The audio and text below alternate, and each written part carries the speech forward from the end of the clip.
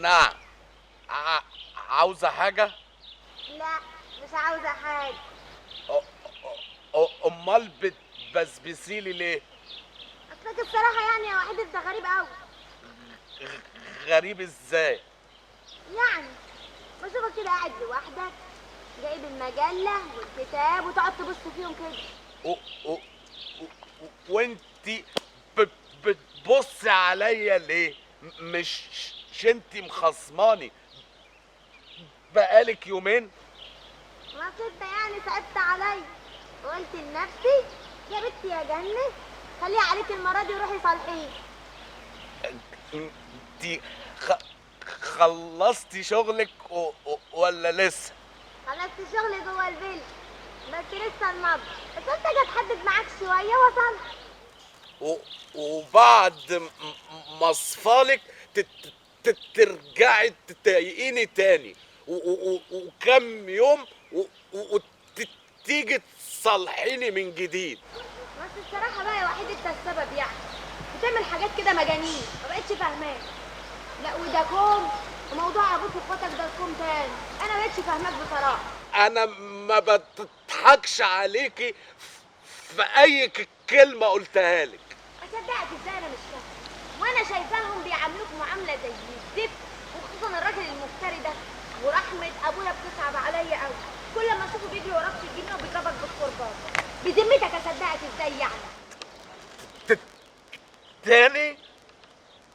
يوه خلاص يا اخويا ما تزعلش. بكره اثبتلك اني مش مجنون ولا بألف قصص. موت يا حمار. جنة ما تتعصبنيش. شوف اللي وراكي. انا مش ناقصك. اللي اقول لك فطرت ولا لسه؟ انا فطرت من بدري وانتي؟ لا انا لسه، وحشتني قعدتنا على النجيله سوا وانت بتوكلني في بقي. ب ب ب بكره نفطر مع بعض. بس بلاش تضايقيني. وانت كمان يا وحيد وانت تتعصب عليا كده يا اخويا الله. غصب عني والله يا جنة. انت مش عارفة ايه اللي بيجرالي لما بحس ان انت مش مصدقاني. بحس ان واحد تاني ودمي بيغلي. انت لما تلاقيني كده سيبيني وامشي على طول. ماشي؟ مش ده المهم يا وحيد، في سؤال قلب لي نافوخي. الراجل ده لو ابوك بصحيح ليه بيمرمط فيك المرمطه دي وعاملك مرمطون؟ انت قصدك ايه؟ ان السيد مش ابويا؟ انا مش ابن حرام وامي اشرف ست في الدنيا. يا اخويا ما تزعلش، انا يا اخويا مالي عامله زي المدب كده ليه؟ حقك عليا يا وحيد. ميرسي بجد الحاجات تجنن وذوقك يجنن والله انت اللي جميله والله، بس انا مش عايزاكي تكوني خدتي حاجه مجامله. ها لا خالص، انا بحب اللبس جدا وما عنديش فيه مجامله، بجد ذوقك حلو. ميرسي يا حبيبتي ربنا يخليكي.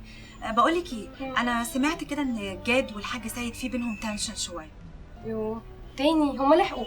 بصي بقى، احنا ايه رايك بقى نصفي النفوس بينهم علشان خاطر الدنيا تهدى شويه؟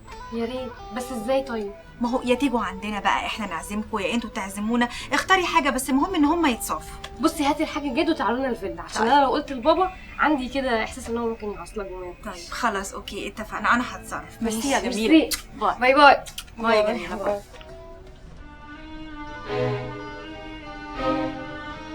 انت كنت عايز تقول لي حاجه؟ إذا ما بكيتي أراك ابتسامة